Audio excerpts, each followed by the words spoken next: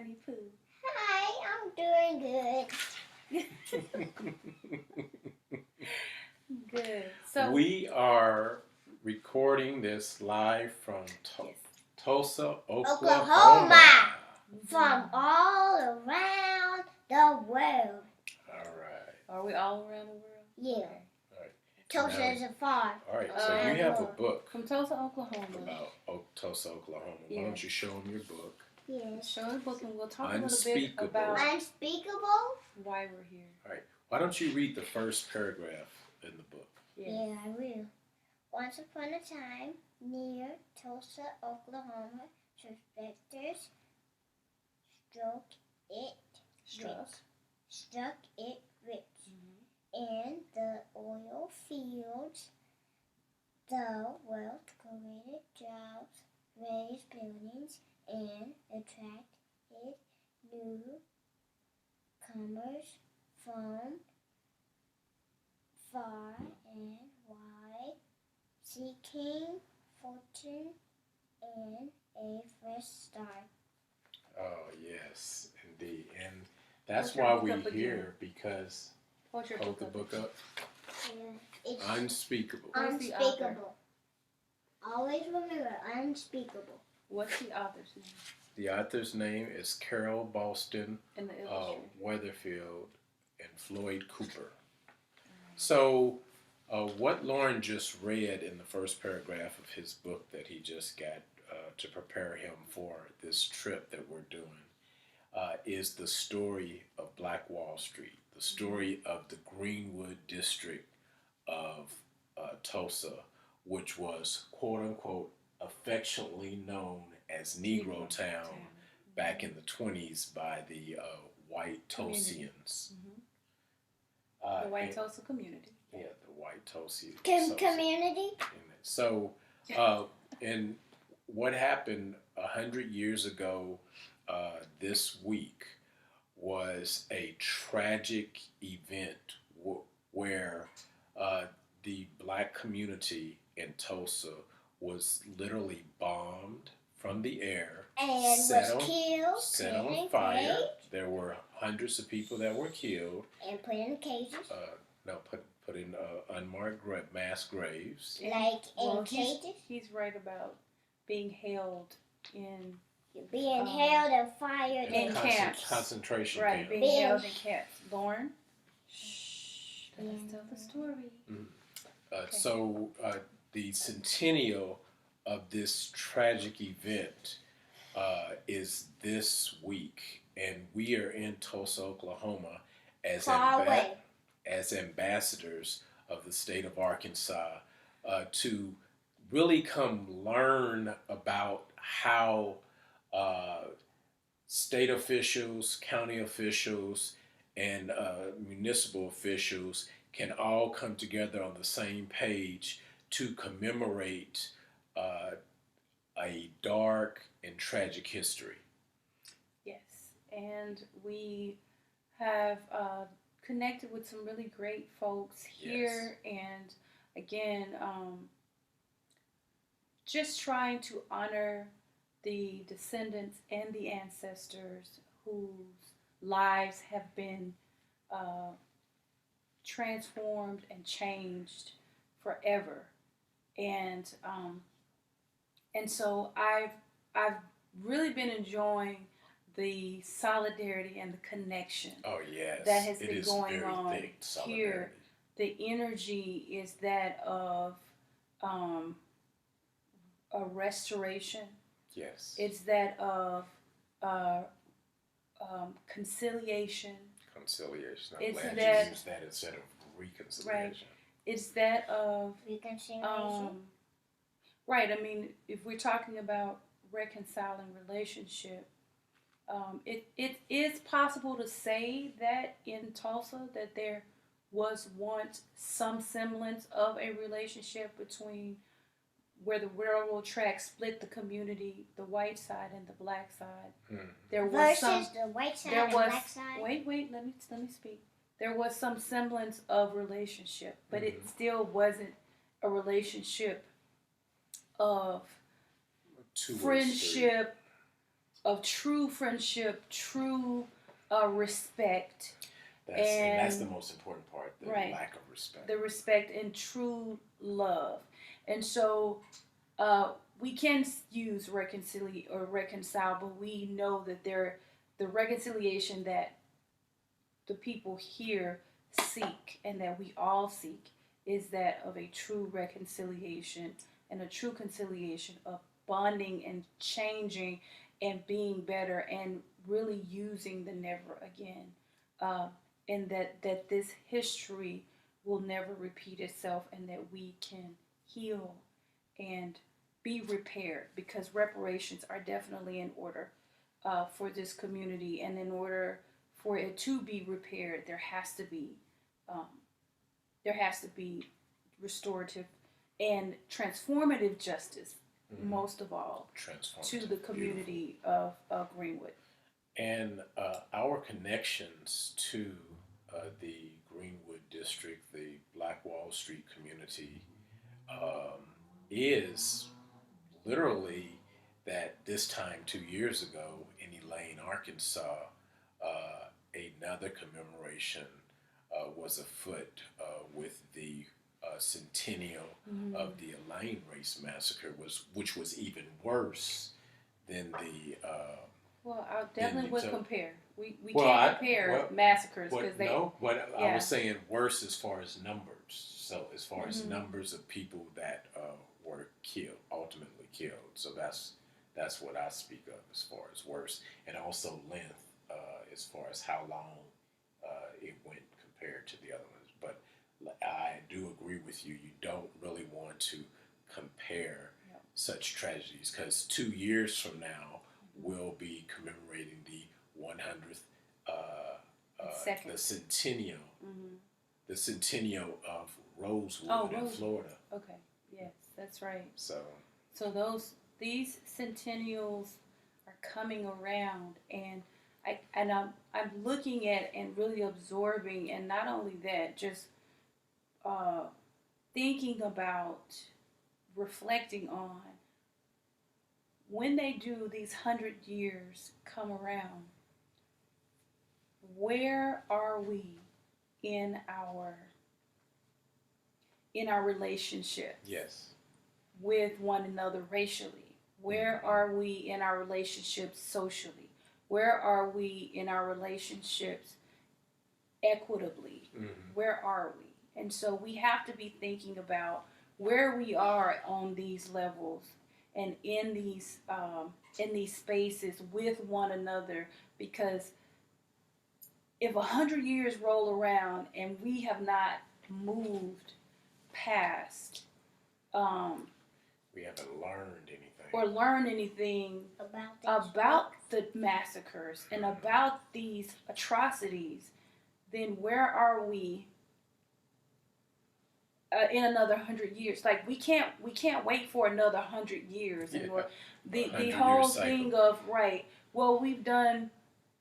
There has been strides, but we have to be looking at these centennials and saying, gauging and also looking at and taking stock, because there's several things. I mean, you could look at religions and you can look at different spiritualities that at certain times in life, 7 years or 10 years or whatever cycle it is that you're at in life, you have to stop, take stock, and figure out, was I a better person that, you know what I'm saying, 5, 7 years ago? It was interesting. I mean, you just talked about 7 years. I think of the year of Jubilee in Scripture. Every 7 years is the time to repair and to release all debts and everything. Yes. And so, just speaking on that, like doing those things and not even waiting 100 years, but when they come around, where are we? And that we, for sure, when they come around, if we still are at a place that we are consciously making the decision to rise and lift ourselves out of those stuck or hard places, and to figure out how we can make things better in and around our community, in diversity, equity, and inclusion. So those are very important things to think about. And I think we've learned so many things. We have so much more to learn Yes. by being here, and so I'm looking forward to For Tulsa. the week ahead. Indeed. And when we get back, we have some work that we're going to be doing because we have our own commemoration, remembrance ceremony surrounding the last known lynching in the state of Arkansas, that being John Carter, Little Rock, 1927. Yes.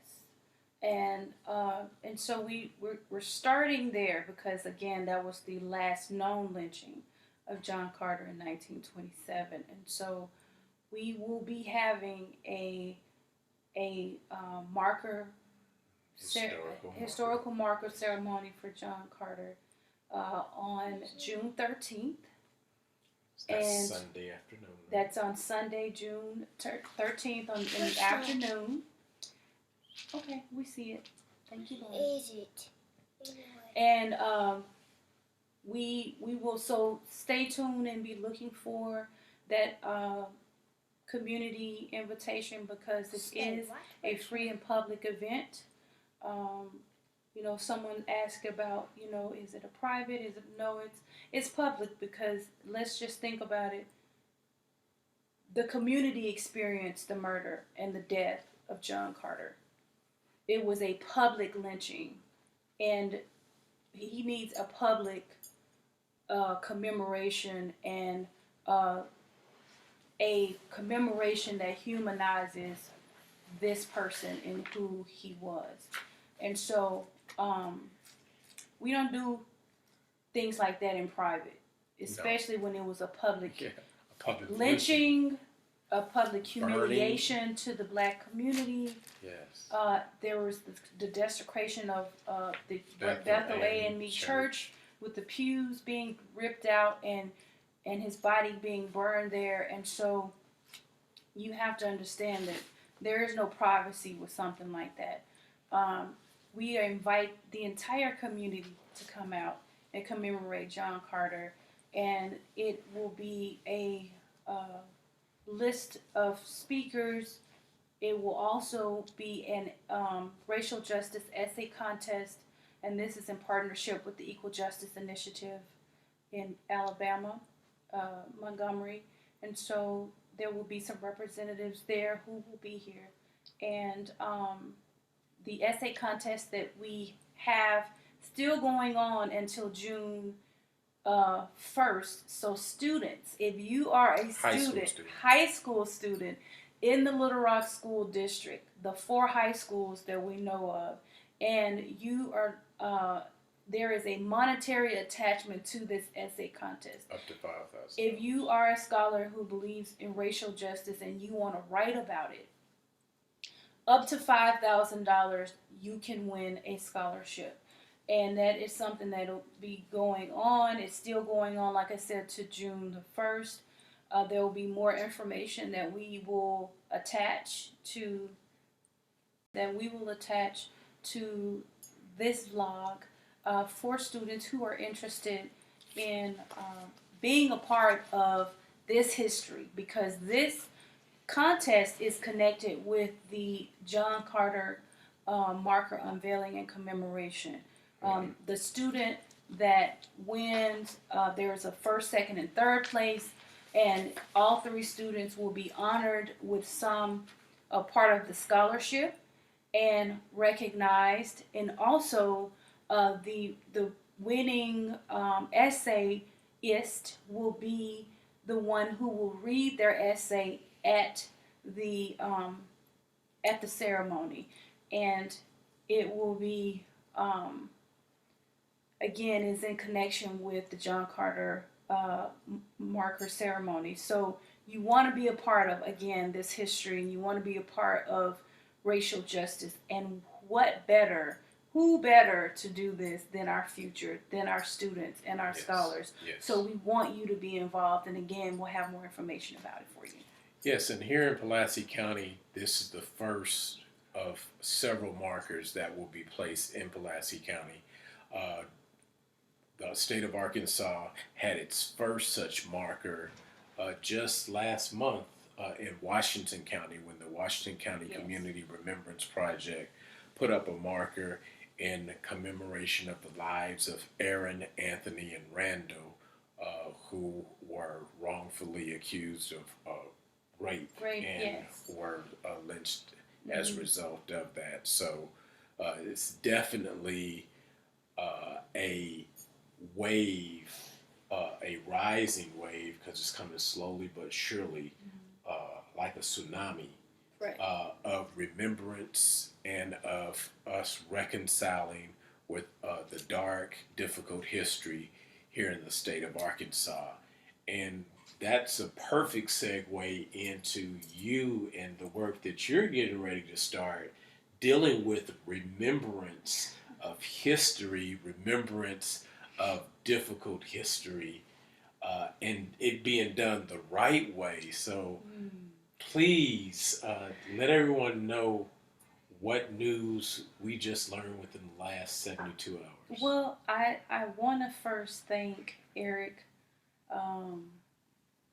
Professor Eric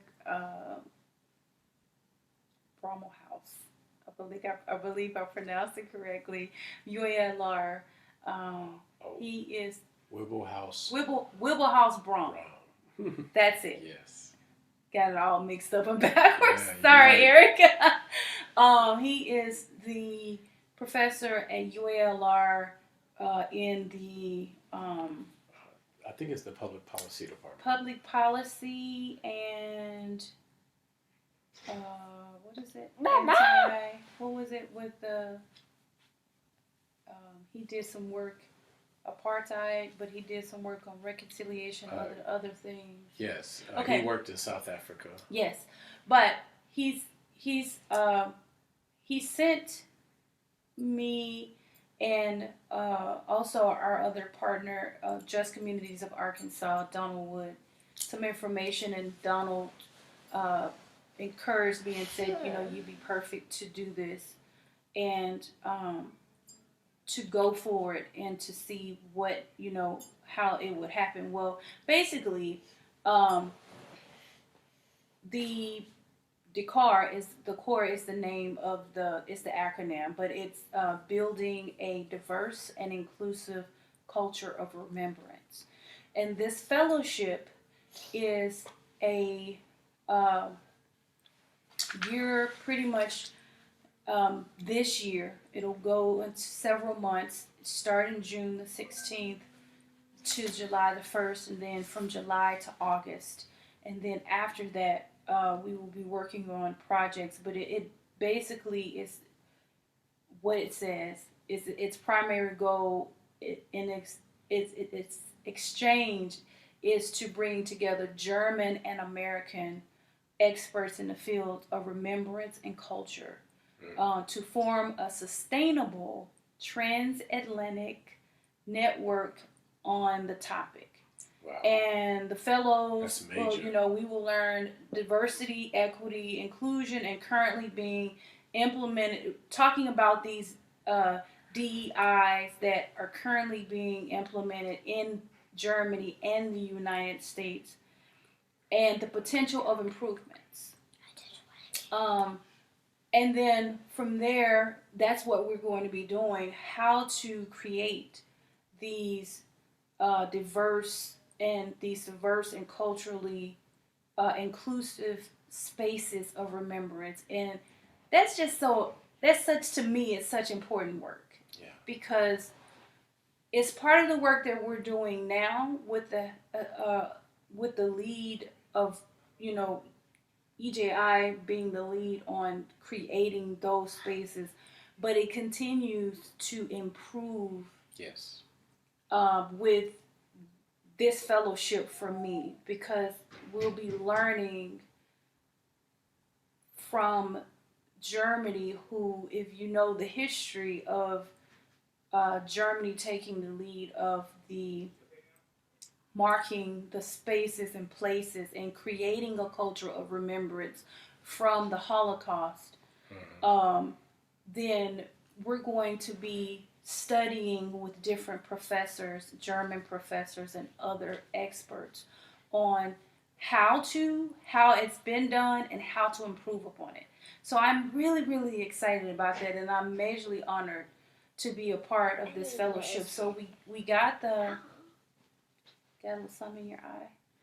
We got I got the message, the email just the other day saying that I was chosen as one of the 16 fellows. So I'm really excited, and again, I'm really honored to learn and to be able to bring more to our community and how to create those spaces in those cultural spaces and those DEI infused spaces of remembrance. So Wonderful. can't wait to get. So let's finish it up here, and let's finish it up with Juneteenth is coming. You know, we're right at June, so Juneteenth is coming, and that's June the 19th, and we would definitely encourage all of our viewers to find some way to participate in Juneteenth festivities and learn about exactly what Juneteenth is. Yes. It's actually now a holiday in several of the states in the American Union. So, and basically what it centers around is the enslaved people in Texas officially being notified of the Emancipation Proclamation and their freedom 2 years after the Civil War actually ended. Right, and really want everyone to read it before you go into celebrating Juneteenth and celebrating the culture of our culture and freedom, the freedom that, and we do air quotes because it's just really true, that supposedly that came with Juneteenth. Read it for yourself. Yes. And read into everything, because it took 2 years. It literally took 2 years for the word to get to.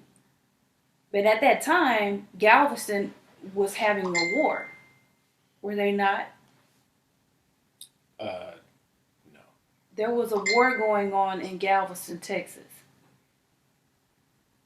There was a civil war going on in Galveston. Was it not? The Civil War was still going on in Texas. Okay. But there was no war besides the Civil War. Even though the treaties with Lee, General Lee, and in what you call it, Appomattox, even though that had been signed 2 years previous, right. The other states did outside not know of Virginia, about it. Okay. It's not that they did not know about it; they didn't care. They right. continued to fight, right. And so, 2 years after the war ended, Texas was still fighting the Civil War. So, yes, we really want you to read it for yourself. Yes. Find out about Juneteenth. There was 2 young men, Julian and I forget the other young man. Last name was Scott. Who made a documentary about Juneteenth, and it was Arkansas based. And yeah, I just heard that's coming out soon, isn't it? It's been out. It's been out for years. Well, probably more than about 10 years. But they were focusing on the capitalism per se of Juneteenth celebrated here specifically in Arkansas, and that the education of it was not being spread. So when they were interviewing and stopping and talking to people, they were saying, what do you know about Juneteenth? And everybody who would answer the question would say, oh, that it's a party, or it's, you know, it's there's a concert, and there's, you know, there are a lot of people who come in, and there's food, or there's whatever. But they didn't know the foundational knowledge. So specifically talking about Juneteenth in the celebratory sense, not knowing about the freedom part of those in Texas, you know, not knowing the history behind it, not knowing that even that when they told them when the general came and read the proclamation, in it, if you read it, it basically says you're free, but you still need to stay here. You still can't collect a wage.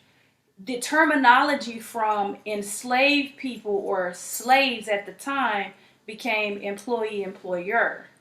Things that make you go... Right. So everything changed. And if you read that, it says, again, that they were free, but then they had all of these extra stipulations on their freedom. Which, you still can't do this. Right. You still can't do that. So it's important to know. It's important to know, and I know for our communities that the celebration is more of a cultural acknowledgement, and also an acknowledgement of where we are right now and the freedoms that we've had to acquire on our own, like ourselves, the strides that we've made in America, and the strides that we made in our communities. So that's why a lot of us celebrate Juneteenth. It was that it's that freedom. But definitely read the documentations for yourself and know why you're celebrating these. And once you know why you celebrate them, and know why you either are a supporter or ally of folks who celebrate Juneteenth, then it's just better that you do know, so that you will then know how to celebrate, right? Yeah.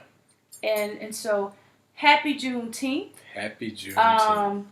Because tell them Happy Juneteenth. Happy Juneteenth. Yes. Happy Juneteenth. And is that? Do you have anything else? I think that's it. I think we covered it. Put a sign up there. What do you do when you have a roast? You stick a pin in it. Stick a pin in it. Or a ladle or something, whatever that thing is. Thank you for joining us for the Clarice and Kwami Abdul-Bey PBS blog. And Lauren this time. And Lauren. Yay. Yes. All right. So, all right, guys. Peace, and more information about the things we've spoken about will be in our vlog. Thank you. Thank you. Thank you, Kwame. Thank you, Clarice. Thank you, Laura. Thank you, Ben. Bye. Bye.